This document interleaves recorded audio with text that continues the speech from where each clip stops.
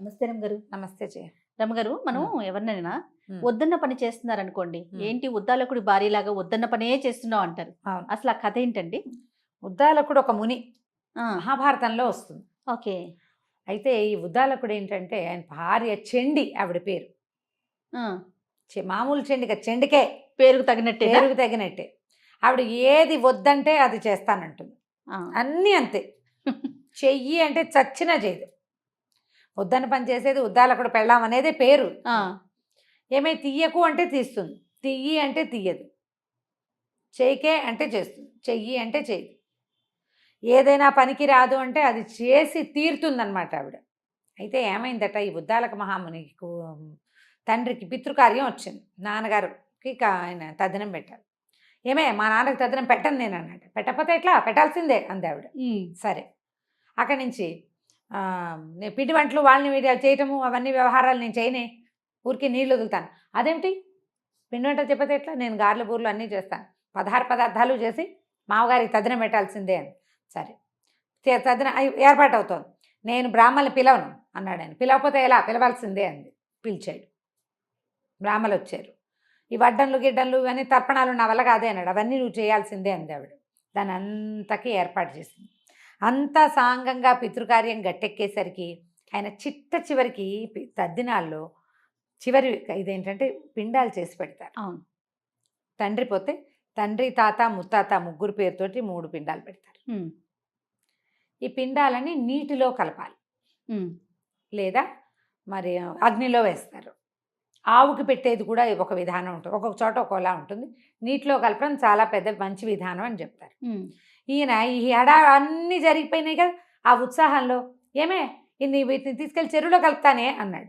అనగానే చెరువులో కలిపేదేంటి, గాడిద గుడ్డు, ఇప్పటిదాకా చేశాను చాలు, పెంట మీద పడేస్తానని ఎత్తి పెంట కుప్ప మీద విసిరేసింది. ఈయన కనుక నేను నీళ్ళలో కలపను అంటే కలపాలనేది, అక్కడ దాకా వచ్చేసరికి ఆయన మర్చిపోయాడు. పాపం మర్చిపోయాడు. మర్చిపోయేసరికి ఆవిడ తీసుకెళ్ళి ఎత్తి పెంటపోగు మీద విసిరేసేసి ఉద్దాలకుడు మండిపోయింది. ఆ! అవురవురా, ఇంత కష్టపడి ఇంత చేస్తే నా తండ్రికి పెట్టవలసిన దాన్ని నువ్వు ఇట్లా పెంట కుప్ప మీద పడతావు, శిలై పడిపో శపించాడు భార్యని. ఎంత భరించాడో ఆయన. ఆ! గురువుగారి నెత్తి మీద భాండం పగల కొడుతుంది ఒకసారి, ఓహో! అది కూడా భరించాడు. ఇక్కడికి వచ్చేసరికి ఇక మండిపోయింది. నాన్నలకి మరి పెట్టిన తద్దినం ఫలితం లేకుండా పోయింది కదా. అదే కదా. అనేసరికి అప్పటికి ఆవిడకి ఆ చెండిక ఎక్కింది కదా ఆవిడ మీదకి, నో అంటే చేసే గుణం. వెంటనే తగ్గిపోయి భర్త కాళ్ళు పట్టుకుంది. సగం శిలైపోతుండగా భర్త కాళ్ళు పట్టుకుంది. నన్ను రక్షించు, ఈ శిలగా నేను పడి ఉండలేను అనేసరికల్లా నరస్వరూపం మానవుడుగా జన్మించినప్పుడు అతని చేయి తగిలితే నువ్వు మామూలు మనిషి అవుతావని చెప్పెట్టాయి. నరనారాయణులు ఇద్దరు కృష్ణార్జునులుగా జన్మించారని చెప్తారు. అయితే నరుడు జన్మించింది ఎవరిగా, అర్జునుడిగా. ఆవిడ ఎంతకాలమో శిలగా అలా పడుంది, ఒక అడవిలో ఉంది. అయితే ఏమైందట, తర్వాత కాలంలో అశ్వమేధ యాగం చేశారు వీళ్ళు. ఎప్పుడు కురుక్షేత్ర సంగ్రామం తర్వాత. మొదట రాజసూయం చేశాడు. అవును. ఎప్పుడు, అది కురుక్షేత్రానికి ముందు. రాజసూయం అప్పుడే కదా ద్రౌపదీదేవి నవ్విందని దుర్యోధనుడి కోపం వచ్చింది, అదే యుద్ధానికి కారణమైంది. ఈ వీళ్ళు సామ్రాజ్య స్థాపన చేశాక అశ్వమేధ యాగం చేసుకున్నారు. అశ్వంతో పాటు రక్షణగా బయలుదేరాడు అర్జునుడు. అయితే ఏమైంది, ఆ గుర్రాలు అశ్వం వెళ్తుంటే గుర్రాలు రథాలు వెళ్తూ ఉండగా ఆ గుర్రాలకి ఏంటంటే కొంచెం శీలలు అవి కనపడితే వీపు అవి గోక్కుంటాయి. ఈ గుర్రం పోయి దాని వీపు రుద్దుకునేసరికి అతుక్కుపోయింది ఆ శిలకి, ఈ చెండి శిలకి. అది ఎంత లాగినా రాలే. అది ఏమైంది, గుర్రం అక్కడెక్కడో తిరుగుతోంది, అదే వస్తుంది అనుకున్నారు. రాలేదు. వెతుక్కున్నారు, కనపడింది ఇక్కడ. దాన్ని ఊడదీయటానికి ట్రై చేశారు, ఊడి రాల. ఏం చేయాలి, బలవంతంగా ప్రయత్నిస్తే గుర్రానికి దెబ్బ తగులుతుంది, యాగాశ్వానికి దెబ్బలు తగలకూడదు.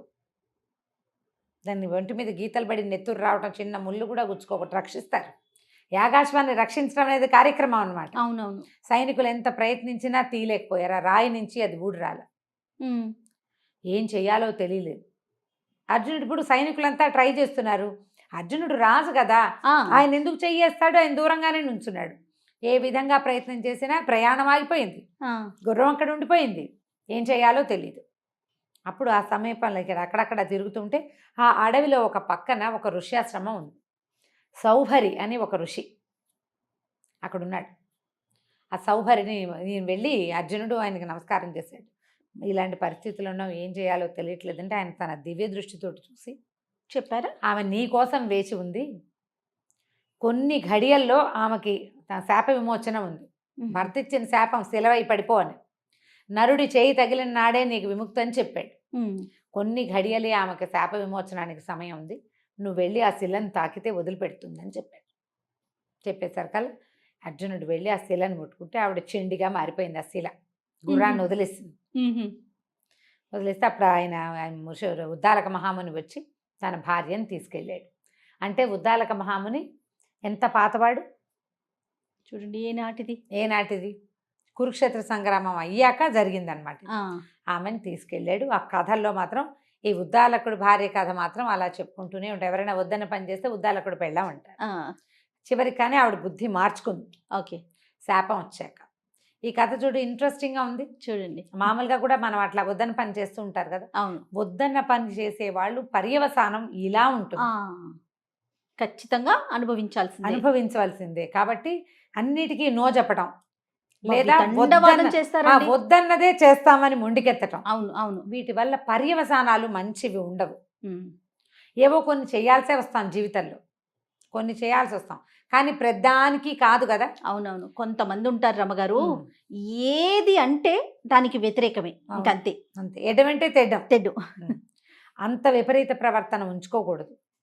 ప్రతిసారి మనని మనం ఆలోచించుకుంటూ కొంచెం కొంచెం సెట్ చేసుకోవాలి. ఇలాంటి కథలు విన్నప్పుడు మనకు అర్థమవుతుంది. అవునవును, ఇది చేయకూడని పని.